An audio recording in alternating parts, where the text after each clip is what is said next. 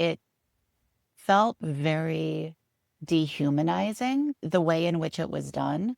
Hearing stories of people going into the office early and trying to badge in, and that's how they found out that they didn't have a job anymore, or people who were traveling for business, working with clients, and no longer able to access corporate systems.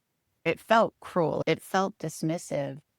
Um, and one of the things that I really struggled with in that moment, as somebody who maintains relationships and really appreciates the people I work with and the human element, we were all in the dark within my group of friends and coworkers, that we were almost like a Star Trek ship who had been hit in a fight, and we were doing damage report of just trying to reach out to various people to get a sense of who had been impacted.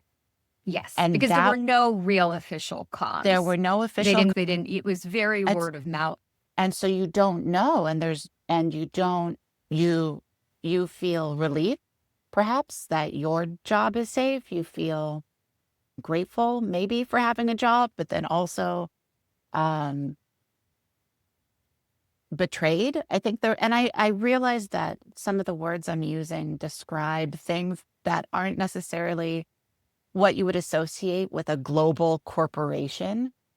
But Mhm. having started at the company at a much different era, and having heard that Googliness is important and the ability to like flex and to be creative, and um, the same company who I really appreciated how they took care of us during the beginning of the pandemic.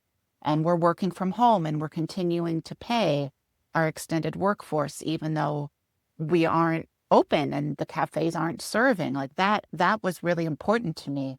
How you treat people. I'm in customer service. That's what I do. Whether I'm Mhm. doing it felt like a betrayal of values. And I understand that Google is a company. It's a very big company and a different company than when I joined 17, 18 years ago. But you also hired people. You also attracted top talent based on some of those values. Mhm. And so it was just very shocking. And so there was a sense of relief, but also betrayal.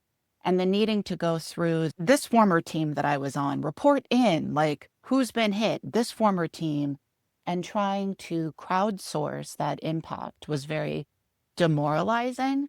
And definitely for my part, the way I internalized that was message received. Like, things have changed.